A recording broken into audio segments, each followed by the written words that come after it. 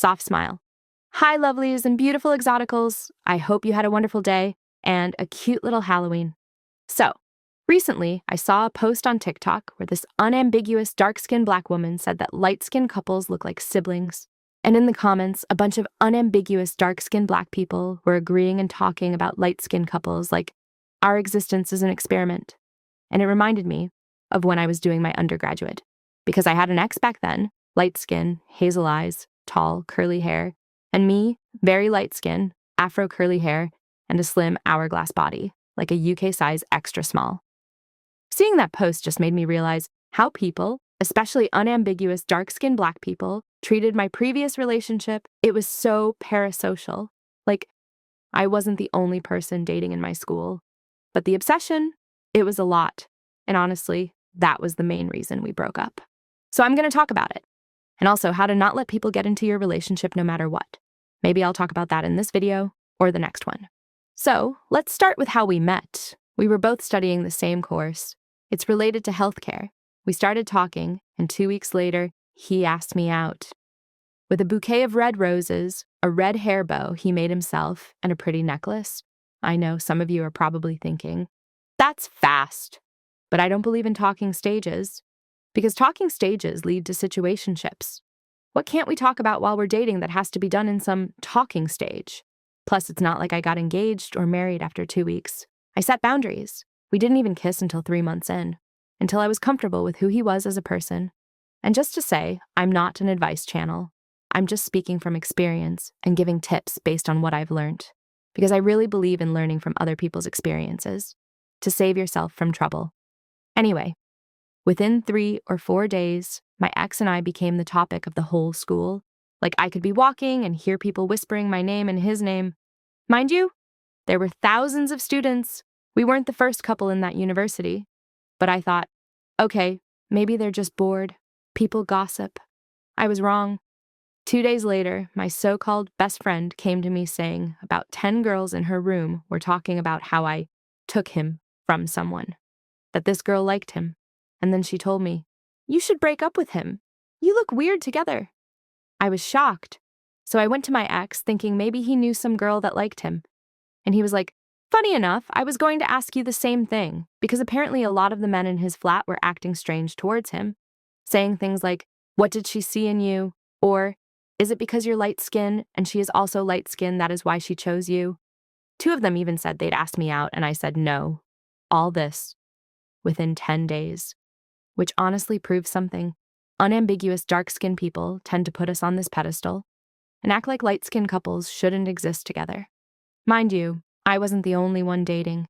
The girls acting weird to me, telling me to break up with him, and the boys acting weird to him, saying I'd cheat. They were all unambiguous dark-skinned black people. We were automatically treated like celebrities, and that's because deep down there's this sexual desire for light-skinned people.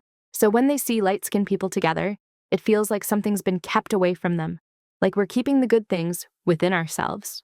When that didn't work, they started calling us brother and sister. A guy would walk up to my ex and say, that light-skinned younger sister you were sitting with is so pretty, can I get her number? And my ex would be like, are you joking right now? She's my girlfriend. And the guy would just go, you both look alike. We could literally just exist, walking somewhere. And a random person behind us would say, don't they feel weird dating? They look so much alike. One time in class, I was sitting with my ex, and this boy behind us, who had asked me out before and I said no, said out loud, I can't believe she rejected me for that guy that looks like her brother. Their relationship looks like incest. We both just ignored it. Because we didn't want to make a scene, and that's exactly what they wanted. So we refused to give that to them. The endless comments about us looking alike, boys telling my ex to leave me, girls telling me to leave him. And yes, they were all unambiguous dark-skinned people. Now you might be thinking, did we really look that much alike? No, we didn't. The only similarities were we were both light-skinned with curly hair.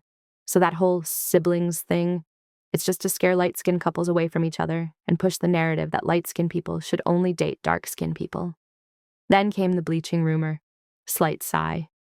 Yes, apparently my ex and I were sharing the same bleaching cream, and that's why we were so light.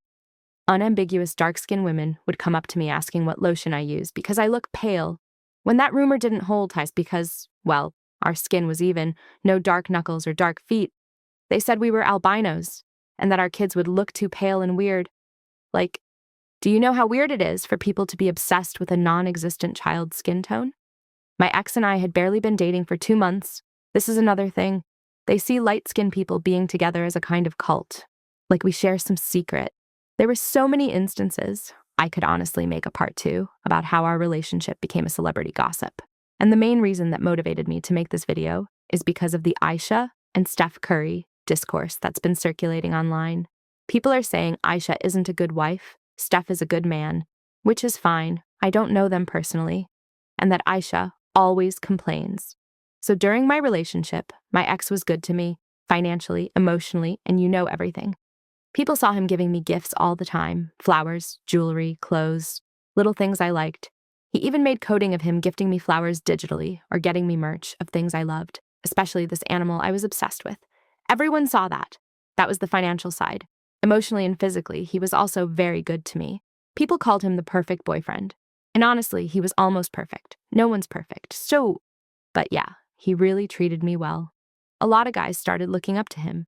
They'd even joke that their girlfriends were comparing them to him. And suddenly, it shifted from people trying to make us break up to people stalking me, like taking pictures and videos. If I talked to a guy, even casually, someone would send it to my ex. He told me people were literally stalking me. He even argued with some of them, his own friends, and cut them off. He said, "I'm not letting anyone disrespect you." But honestly, that only fueled things. Then people started giving me the stink eye. One time I was with my ex and some people, and this dark-skinned black boy, who was friends with both of us, said, "If my ex was my boyfriend, I'd never talk to any guy." My ex just gave him this what the fuck look. Him and another guy started trying to borrow sweaters from my ex, and my ex would say, "No, only she can wear my sweater." He later told me he cut them off because they were weird. He didn't even want to explain. And honestly, I understood.